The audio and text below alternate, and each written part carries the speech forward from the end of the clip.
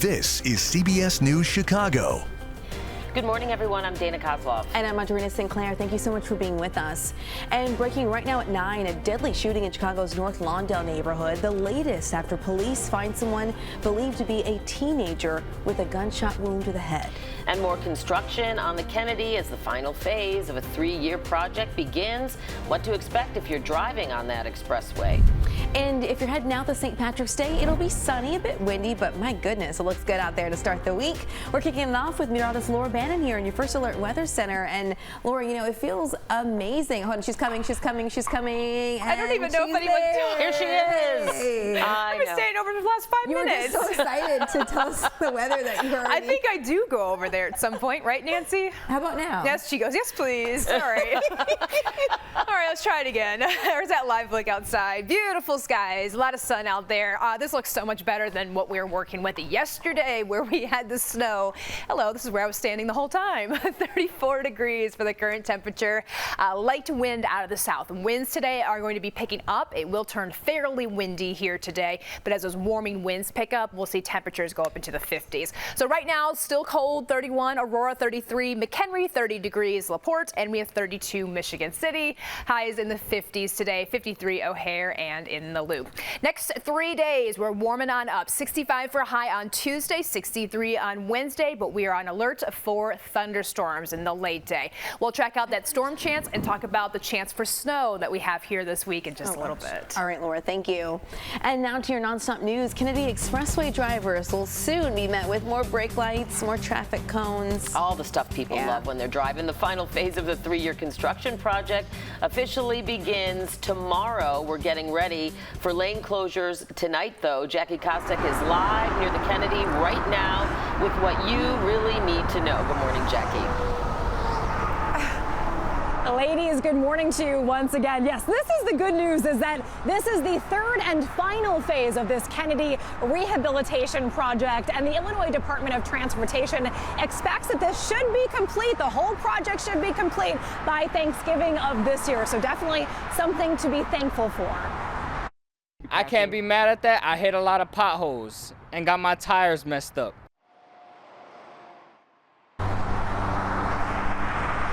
The spirit. So here's what you need to know. Crews will begin setting up a safety zone tonight at 9 p.m. That's before lane closures officially begin first thing tomorrow morning on the outbound Kennedy Expressway between Division and the split between the Kennedy and the Edens near Montrose. At least 2 lanes will remain open to traffic.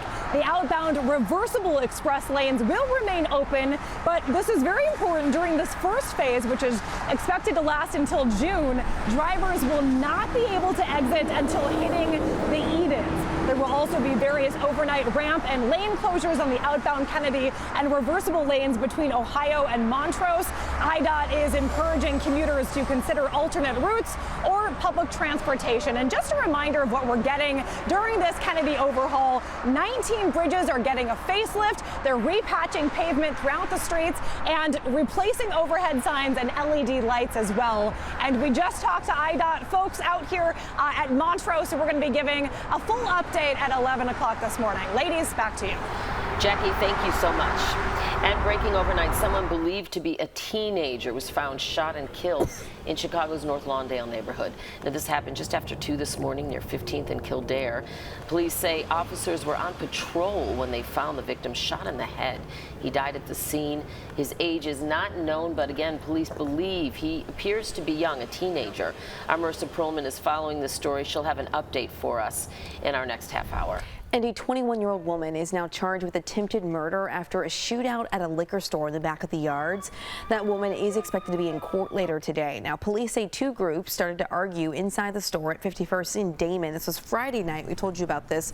But police say that's when Angeles Flores pulled out a gun and opened fire in that store. 5 people were shot in a shootout, including Flores. At least 2 victims are in critical condition. And police looking for the person who shot 3 people outside this home in Humboldt Park, including a 16-year-old boy. This happened near Crystal and Keeler around 3:30 yesterday afternoon. Police say the 3 victims, ages 23, 18, and 16, were all transferred to Stroger Hospital in critical condition.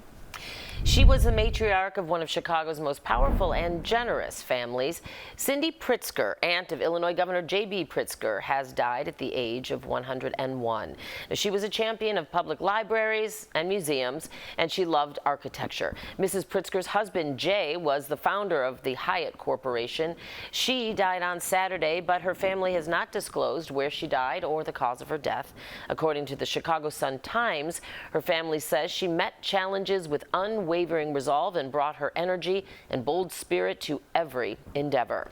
Mrs. Pritzker and many relatives have been known for their philanthropy and high-profile positions. Her father was a judge who presided over the 1919 Chicago Black Sox game-fixing scandal. Well, keeping an eye on your world this morning, President Donald Trump and Russian leader Vladimir Putin plan to speak tomorrow amid efforts to end the war between Russia and Ukraine. Now, early this morning, President Trump told reporters some of what's at stake. Well, I think we'll, be talking about land. It's a lot of land. It's a lot different than it was before the war, as you know. And we'll be talking about land. We'll be talking about power plants. Because that's it's a big question. The two leaders have met before. President Trump says he's hopeful the talks with Putin will go well and a solution will be found soon. Meanwhile, the Trump administration says it deported hundreds of migrants using a more than 200-year-old wartime law that's called Alien Enemies Act. The deportations happened after a federal judge temporarily blocked the administration from using that law and ordered any planes carrying migrants back to the United States. However, President Trump is standing by the decision to invoke it. They invaded our country. So this isn't, in that sense, this is war. In many respects, it's more dangerous than war because, in war they have uniforms. You know who you're shooting at. You know who you're going after. These are people that came out, they're walking our streets. El Salvador's president says it has taken control of the migrants, and the U.S. is paying the country $6 million to imprison the deportees for at least a year. The Alien Enemies Act of 1798 has only been used 3 times in U.S. history, each time during a time of war. We are learning many Palestinians are now relying on charities for food as Israel's 2-week-long blockade of Gaza continues. And this is a video here from northern Gaza showing a charity distributing food to families during the Muslim fasting month of Ramadan. Now, at the beginning of March, Israel stopped aid from going into the area to pressure Hamas into extending the first phase of the ceasefire deal. But Hamas wanted to start negotiations on the ceasefire's second phase. Aid groups are now concerned that the work made to avoid a famine during the 6-week ceasefire is diminishing. And here, closer to home, the death toll from this weekend's monster storms is up to 40 people across 8 states. Horrible weather swept through parts of the Midwest and South, everything from tornadoes and dust storms to wildfires. Now, the highest number of deaths was reported in Missouri. Mississippi endured 12 tornadoes over the course of just 48 hours. And our area also feeling the impact of the weekend's strong storms. Coming up, we'll take a closer look at the damage in Elgin, an historic church now looking to rebuild. Plus, we are getting into the St. Patrick's Day spirit with some Irish dancing this morning. Now, these are some members of the Broadway show Riverdance 30, the new generation. We'll be with them a little later.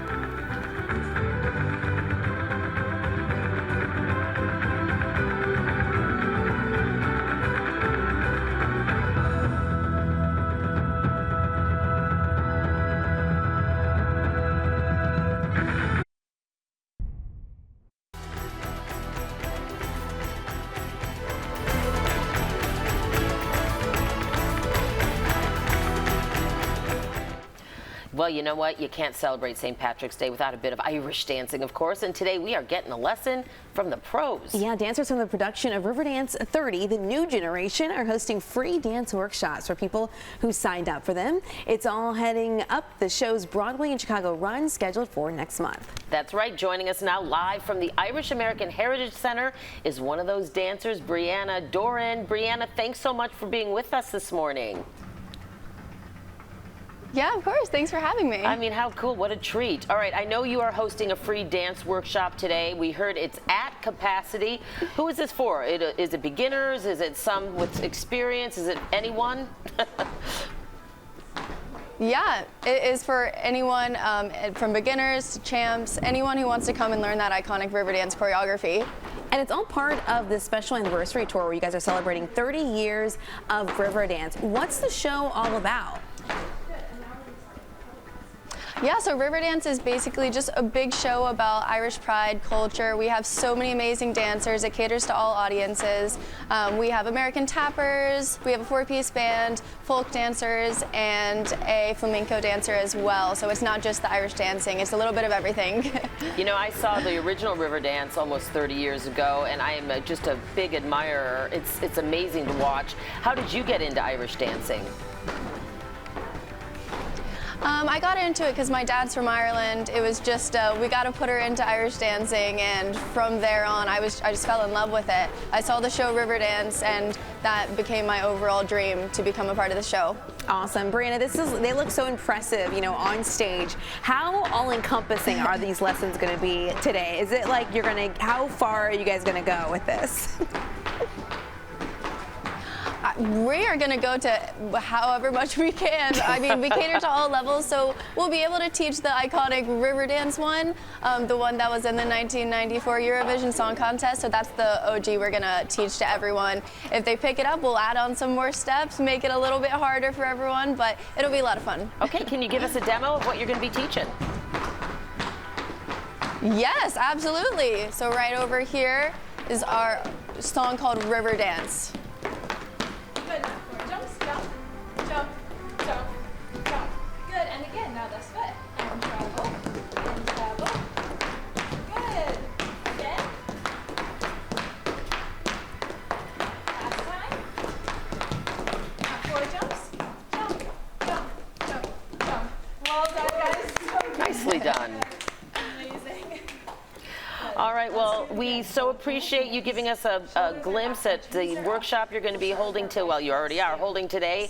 And good luck with Riverdance. Brianna, Doran, thank you so much for joining us. Thanks for having us.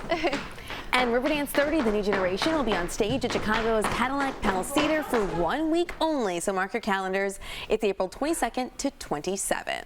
We got so much green, so much St. Patty's Day stuff going on today. We have even more treats coming up for you in just a bit. But first, we're talking weather. And this is a treat, too. I mean, it's a nice way to start the week. Yeah, I mean, we had this to start the weekend. Yesterday, that was not the case. No.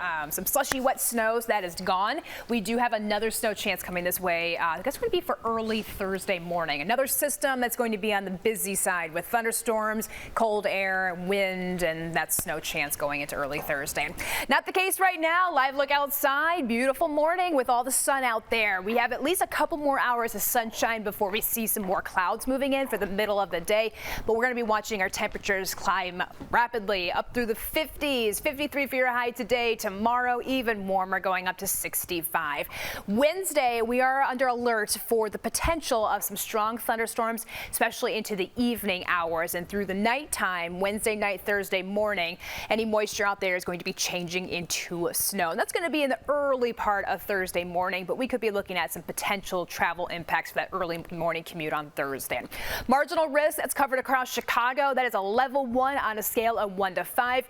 It's possible that we'll see this change as we get closer. But here's that line of thunderstorms that we'll see in the area by 6, 7 o'clock. And again, these thunderstorms have some momentum to produce some high winds with that. Behind this, we see some showers that changes over to snow in the early part of Thursday morning. Any snow out there will likely get out by the afternoon. We see clearing skies. Some minor slushy accumulations will be possible. It was a frosty morning. We got down to the 20s. We're now recovering up closer to freezing, if not above. It's 34 O'Hare, Midway 35. We have 33 out toward Waukegan, and Aurora at 31 degrees. Cool and comfortable here this afternoon with a high of 53 degrees. The winds aren't too bad right now, but winds will only get stronger through the day today. Some gusts as high as 30, 35 miles per hour. 65 tomorrow, still in the 60s on Wednesday, colder on Thursday, down to 44. Quick turnaround as we head back to the 50s for the weekend. All right, Laura, thank you. Well, parts of the western suburbs are recovering after the weekend's severe storms. Elgin saw some of the worst damage. The roof ripped off this church when a micro microburst of heavy wind tore through the area. The staff at First United Methodist says massive pieces of the roof landed in the street nearby, where thankfully no one was hurt. Right now the church is working to remove pews, tarp the altar, and salvage the organ. Members came together Sunday for a vigil as they try and figure out next steps. We'll work towards next week building a semi-permanent temporary structure to protect the ceiling. Every other church in town reaching out, what can we do to help? You know, it's been heartwarming. The church says the 60 to 80 people they house in their cold weather shelter noticed the damage first. They say they are insured and the restoration process will likely take months. We are keeping an eye on our changing climate as the EPA rolled back dozens of environmental regulations just last week. The agency's administrator called it the largest deregulatory announcement in U.S. history.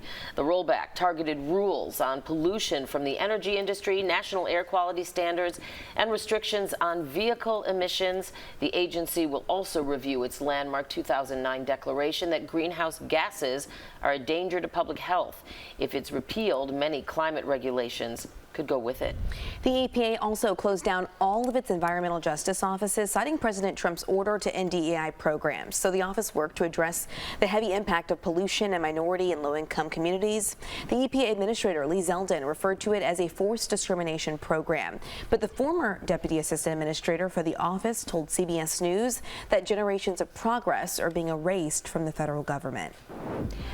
Well, St. Patrick's Day is not complete without the sound of bagpipes. Coming up, we'll hear from some of those talented musicians live right here in our studio. And to kick off your St. Patrick's Day, we're at a local Irish pub celebrating with a full line-up of food, music, and of course, Irish dancing.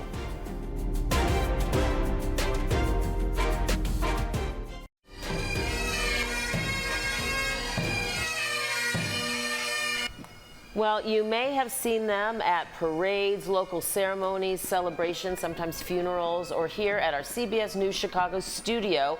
Bagpipers from the Chicago Garda Pipes and Drums joined us last year to celebrate St. Patrick's Day, and it was so much fun that we invited them back this year. So Pipe Major Thomas Harrion, along with members of the Corps, are here now to talk about all things St. Patrick's Day. And welcome back. Yeah, it's great to be back. That was the quickest year. I'm telling you right now, it seems like we were just here yesterday. I know, it felt like just, we loved you guys so much having you here, so and thanks for coming back. You know, we may just camp out, be ready for next year. Oh, all right, that sounds great. We could wake up to some bagpipe music every morning. Everybody wakes up to bagpipe music. Right, just like in Scotland, right? Right. Tell us what your favorite part of this holiday is in terms of playing. Well, I'll tell you, we love doing the parades because all year, you know, we play in a lot of solemn occasions. We play a lot of happy occasions, but when we get close to St. Patrick's Day, especially in the city of Chicago, I mean, there's like 4 parades in the city of Chicago, the south side, the north side, downtown. I mean, we lead 2 of the Chicago parades, so we love intermingling with the people, and when people are clapping and cheering, and especially with kids and taking photos, and it's great. The reception we receive, being police officers in the public, is fantastic. Yeah, we always appreciate not only this, but just your service. Oh, thank you. All around the clock, all year. And there's even a greater mission to what you guys are doing. Can you talk about that? Yeah, our mission is to play for individuals who give to the country, like our police officers, our firefighters, and our military. When they are hit with a catastrophic event, we're there to give them any type of solace that we can give them because of such a sad event. Yeah. So when a police officer goes down, or a firefighter goes down, or even later, with retired police officers and firefighters who have passed, to play for them, we always try to remember them of the service they gave the country. And I think it's important, you mentioned everyone here is a police officer, and you also are the chief of police in Lyons. I'm the chief of police in Lyons, yes. I've been there 6-7 years. I used to work with the city of Chicago. Now I'm the chief of police in Lyons. And like next year, we'll be leading the Galway parade in Ireland. Oh, that's exciting. Yeah. That's amazing. Congrats on that. Yeah. That's a big one. Okay, well, you know, let's talk about a happy occasion, St. Patrick's Day, and we'd love to hear you perform. Sounds great. We just got done playing yesterday in a snowstorm. The day before was 65. Today looks like a good day. This will be fun. All right. Thanks, guys. Thanks, guys. Thank you so much. All right, we're going to go this way. Raglan Road set. And ready. On the hop, quick, first.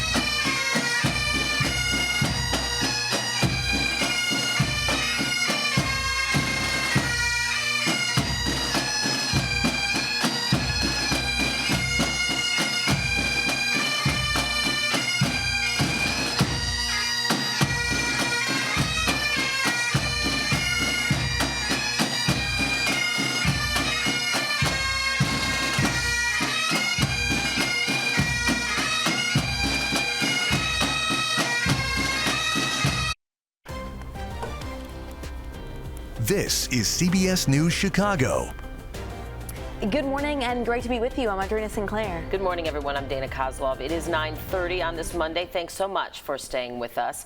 And ahead this half hour, early voting starts today in some Chicago suburbs. The race is on the ballot and what to know before casting your vote. And as we take a live look outside, look at this. The sun making a comeback today, but it'll still be windy.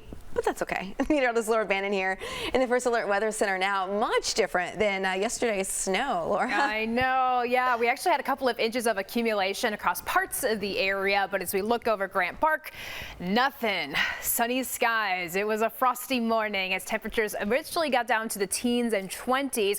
We've now recovered back to the mid-30s. 34 O'Hare, Midway, 35 degrees. Upper 30s in the Loop, it's 38, 33 Waukegan, 31 DeKalb, and Morris at 34 degrees. Rest of the day today turning windy, especially here this afternoon, but those gusty south winds will help push those temperatures back up into the 50s. 53 for your high today, some midday clouds, but then sunshine going into the late day. Now, as we go look at the next couple of days, it will be fairly busy, especially by the middle part of the week. We've got a risk of thunderstorms, and that will be followed by some snow. We'll time out this storm system coming up here shortly. Laura, thank you. And breaking overnight, a homicide investigation on the city's west side. A teenage boy shot and killed near a home in Lawndale. Our Marissa Perlman live there now with the latest on this investigation. Marissa, good morning. Good morning to you both. Good to be with you. Yeah, this homicide investigation still underway at this hour. We know that the call came in for a teenager down here near behind this fence on South Kildare. Looks like a minor. Be advised, we have some shell casings over here in the same crime scene area, though. Chicago police were on patrol in this neighborhood when they found an unresponsive teenager on the ground with a gunshot wound to the head. Sources tell us there was no 911 call or report of shots fired. Chicago Fire arrived on scene to treat the victim, but that teenage boy was pronounced dead on scene. Again, this is on South Kildare in a residential area right across the street from Franklin Park near an elementary school here in the Lawndale neighborhood. Police were seen marking shell casings found on the ground, a fence around the apartment building near where this happened roped off with police tape. Now, right now, there is no one in custody as Area 4 detectives continue their investigation at this hour. Police are now working to confirm the identity of that teenager. As soon as we get that confirmation, we'll bring that to you.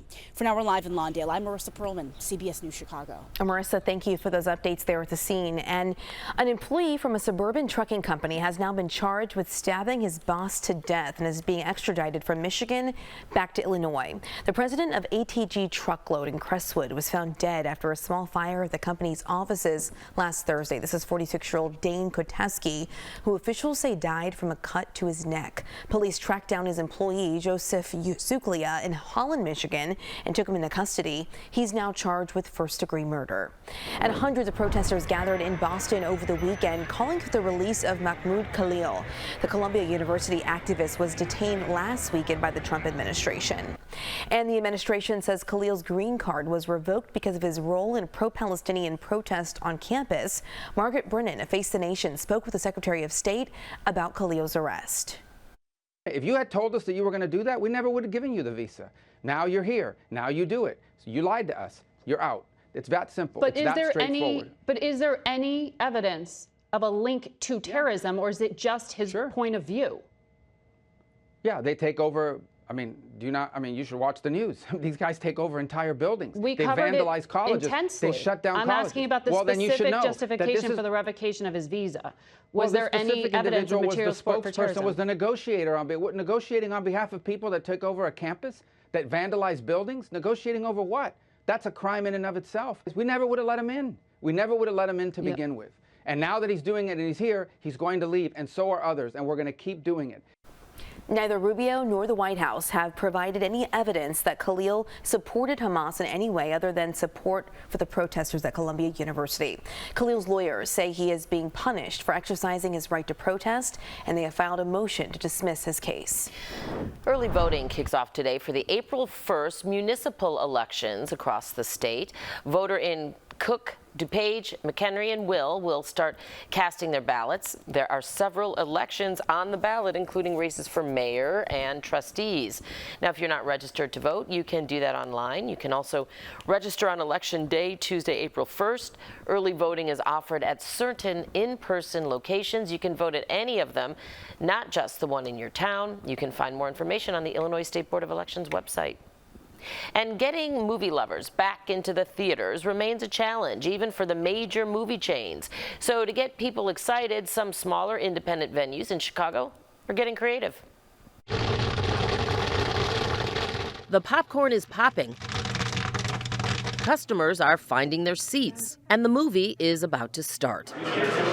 It's a busy Saturday at the Davis Movie Theater in Lincoln Square, but still not as busy as before COVID. We still are not up to the same attendance percentages. We had the old wooden ticket booth right here as you first came in the door. Mary Fensel is the majority owner of the theater. Like many other independent movie houses, the Davis is having a tougher time recovering from COVID. We're a smaller theater and we only have 3 screens. And she says films are often in theaters less time, which means fewer chances to earn money on a popular movie. That used to be a 90-day window, and now that's gone down to sometimes, I think, less than 30. So Fensel and co-owner Brittany Rill, this is actually one of the original projectors that we had, are getting creative to bring people back to their theater. We launched our annual membership program in January of this year. Currently, we're inching towards 1,000 members. That's right. Instead of just buying a ticket, you can now buy a membership too. You get discounts on movie tickets.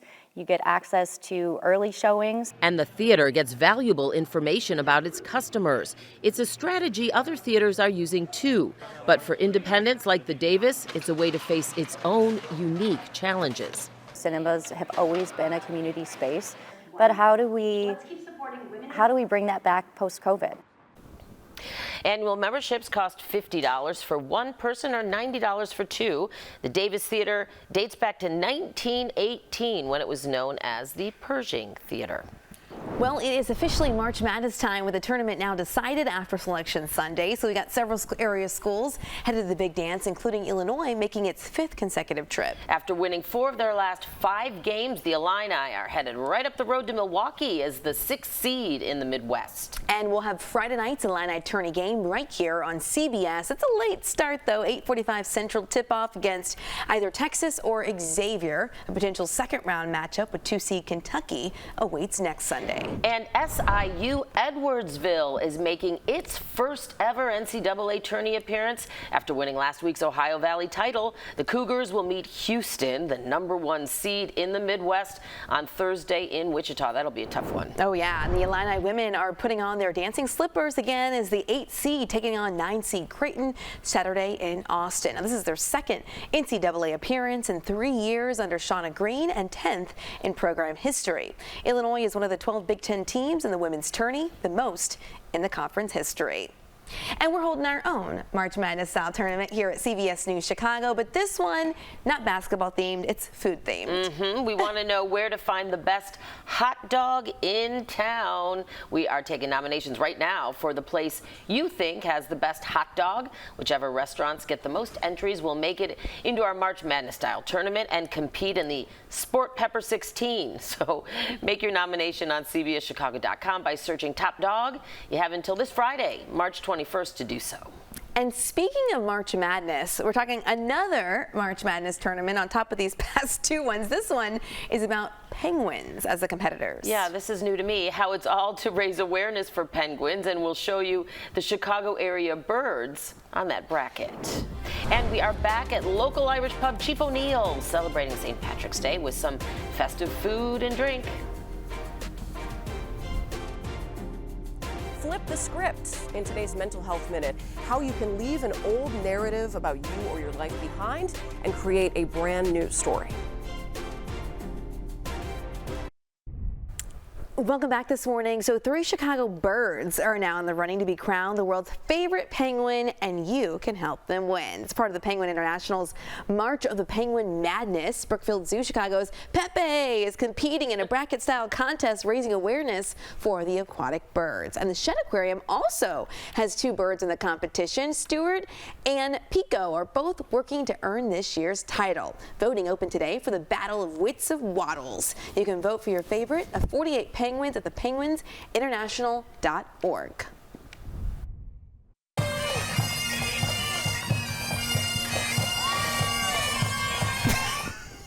Snow didn't stop thousands of people from enjoying the Southside Irish Parade. Dozens of floats and hundreds of marchers were part of the fun yesterday. You might recognize a few of our friends on the CBS News Chicago float, like Laura right there marching alongside it.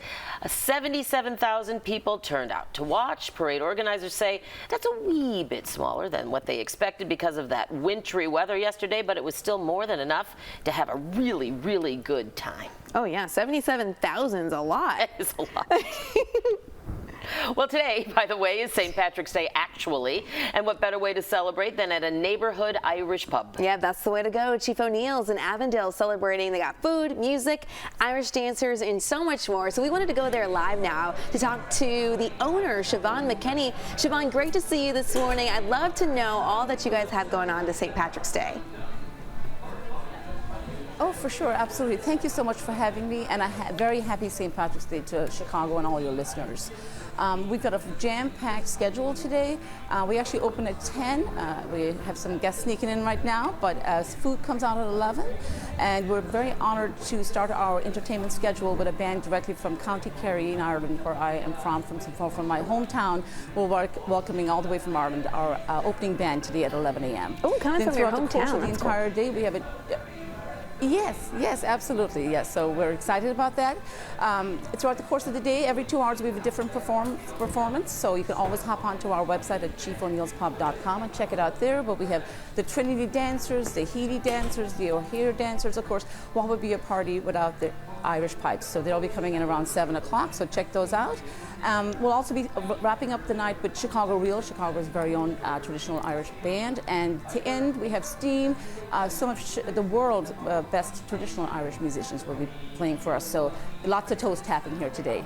Oh, I'm sure. You know, my husband and I actually went to hear some Irish music on St. Patrick's Day at Chief O'Neill's a couple of years ago, and it was fantastic. You guys know what you're doing. But I also know you have a table of food and drinks laid out for us. So what can you show us? Yeah. Absolutely. So for our 25th anniversary last year, we went to Ireland, and we have our own private label, Chief O'Neill's 6-year single malt whiskey. It's at 3 years in a white oak and then 3 years in a rum cask, so it's super smooth, delicious. You have to come in and try it, only available here at the pub you've been practicing for. So while at the distillery, we also have a vodka from Ireland, and also of course, what's super popular in Ireland right now is gin, so it's delicious. So hop in and try these out for sure. We have them at the pub all the time, not just on St. Patrick's Day. Also, shout out to Sketchbook Brewery, a local brewery that we work with, that we're doing our own Chief O'Neill's Pub Ale. This is very light, hoppy beer, super light, so I think it's very refreshing for those who want to go on the lighter side. Also, of course, we've got a full array of Irish favorites foods today, but here I'm just showing you our chicken pot pie. It's just delicious, it's scrumptious. And of course, always shepherd's pie. And I think the #1 hit today will be the corned beef dinner for sure. Will be the biggest hit for the day. Yeah, that's so always come a on big in one. and try some food. Get your absolutely. So yes, I hope you can join us. All right, Siobhan, I have to tell you, my co-anchor Audrina sort of looked at me and said, "Come on." So I should tell you that my husband and I also had our rehearsal dinner there almost 23 years ago. Oh, that was our last night of being single with our family and friends at your very own. Is that quiet? I was like, she has to tell you that. It's like, it must. Yeah. And it was lovely. I love it. Now that's a nice surprise. Well, it was Thank great. you so much. That's great. Of course, we do all sorts of things. Oh, I'm so sorry. No, please. We do all sorts of things here at Chief O'Neill's. As you said, rehearsal dinners, weddings, it's a party all year long. But please, we're inviting everybody to be Irish here with us today. So come on in to Chief O'Neill's, the pub you've been practicing for, and get your Irish on today. And where else could you be but only in Chicago for St. Patrick's Day? Nobody else does it better than Chicago and Chief O'Neill's. Thank you so much. I love, she's like, get your Irish on. Okay, Siobhan, we appreciate you. Thank you. Have a great, great day and lots of fun. Thanks so much for having me. Stay safe, everybody, and we'll see you soon. See you soon. Wonderful. Hey, Laura, so the parade was a success. We saw you make a cameo there. Yes, made it. Yeah. The snow, the traffic, and everything. Well, you know, it's funny, we were driving down, we're like, this is either going to bring out all the people possible or it's going to have an impact. And I got to say, I mean, they said that it was a little bit lower than what they expected. I would say otherwise. I mean, it was packed to the brim. Yeah, so. 77,000 is a still lot a lot. of people. That's the size of a medium city. Oh, you know what I mean? You know, and that's such a sign that, like, people in Chicago, they don't care if it's snowing. Nope. They're still going to go to the parade. Nope. You know, it wasn't too bad. It wasn't like a 20 degrees snow. It was like that mid-30s snow, melt. Easy. Yeah, it was a great time. But yeah, I felt a little wrong having the big heavy coat when it was like almost 80 degrees a couple of days before then. Now, we do have a couple of warm days ahead of us, a big turnaround compared to yesterday's weather as we look live outside. Sun is shining bright, temperatures headed on up. We're going into the 50s today, 60s for highs tomorrow. We're on alert for thunderstorms by the middle part of the week on Wednesday. A line of thunderstorms come through mostly in the evening hours, and that changes over to where we'll have some snow early on Thursday morning. So Wednesday night, early Thursday, small snow chance there. Not expecting much in the way of accumulation. Now, the ground is bare over to Grant Park right now, where it is 34 now. Winds are mostly light coming in from the south, but we're eventually going to see these winds picking up in a big way, some gusts between 30, 34, 35 miles per hour, that is, and that was going to have a drastic impact on how it feels by the end of the day. Right now, we're covering after that frosty start. It's 39 in the Loop, 33 Waukegan, 31 out toward Aurora. As I expand the view, we look at that storm threat from midweek Wednesday. The entire area is under a marginal risk. Level 1 on a scale of 1 to 5. It's subject to change as we get closer and gather some more information. Here's that main band of thunderstorms that we'll be watching for the evening hours. Out ahead of that, there is a potential to see a little bit of shower activity, but the main focus is for this line of thunderstorms that goes to the evening, overnight hours. Rain changes over to snow, and that will be around for that early Thursday morning commute. So we'll likely have some travel impacts as the day opens up. 53 degrees here this afternoon. Some clouds, sunshine, turning windy. Mid-50s for highs from Joliet and also Aurora. 50 Waukegan, low 50s from Valparaiso and LaPorte. Tonight, a chill in the air as the wind continues. It will stay fairly breezy overnight tonight. 44 degrees, meaning wind chills tomorrow morning will likely be a factor. Quick turnaround for a high of 65 on Tuesday. We're in the 60s again on Wednesday. Colder briefly on Thursday. Recover back to the 50s for Friday with some shower chances both Saturday and Sunday.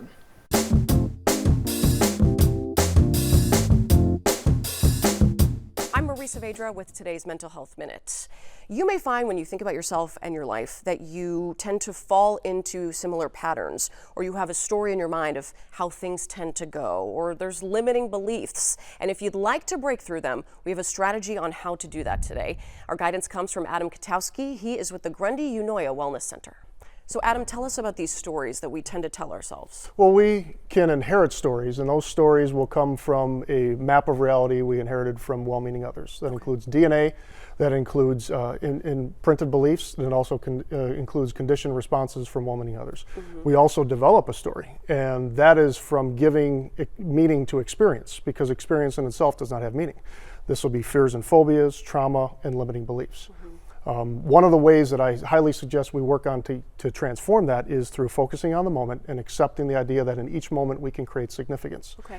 This is through simple tasks that lead to profound roles that eventually sets up our identity and mission. Then we can let go of who we were programmed to be and promote ourselves who are capable of becoming. So next time there's a decision or an action in front of you, think about the story you've been telling yourself and realize that you can do something different and it might be better for you. So think about that concept the next time you take a minute for your mental health.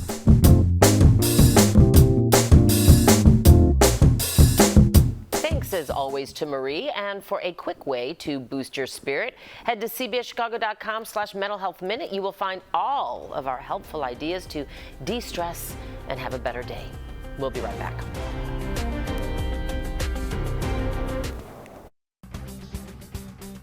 Welcome back, everyone. Here is a look at the stories that we're keeping an eye on today. Police on Chicago's west side are right now searching for the suspects in the shooting death of a teenage boy. His body was discovered near an alley at 15th and Kildare in the Lawndale neighborhood. Officers say they found him while they were patrolling in that area. A 21-year-old woman is due in court today charged with attempted murder. Police say Angeles Flores of Riverdale opened fire on people Friday night at a liquor store in the back of the yards. 5 people were hit, including Flores. At least 2 are in critical condition. And the third and final phase of the Kennedy reconstruction project begins with some safety preps tonight. IDOT will be repairing 19 bridges, repatching pavement, replacing some of the overhead signs and LED lights in the outbound lanes. So at least 2 outbound lanes, they say, will stay open.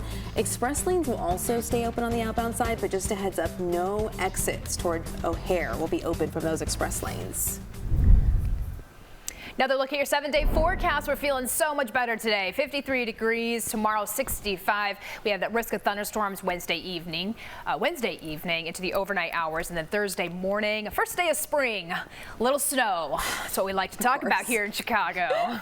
Of course.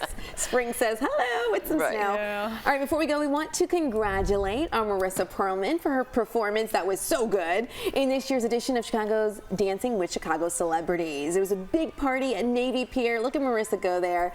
This event is so, just drops to the display. No one, not even George was ready for that We're one. like, whoa, there's her cheering squad there, pumping her on as she's pumping it herself. The event raises money for breast cancer research, so it's an amazing cause. Marissa, we said that she raised $10,000, but I hear she raised over like $18,000. It was like 19, yeah. Wow, on her own in this competition. So that is going towards a great cause. She had fun, she rocked it, and raised a lot of money. Love it. Love watching her and all of her moves on Look the at that! I know. You know, it really takes you out of your comfort zone to do that in front of people. You're a professional, and you're like, all right, here we go. I'm about to shake my hips in a dress, but it's fun. Yeah, it really is fun, best and it's event. for such a good cause. Yeah, you did it, right? Yeah, I did a long time ago. Didn't you won? I won, but it was a long time ago. Yeah. I lost. No, you're sitting next to a winner.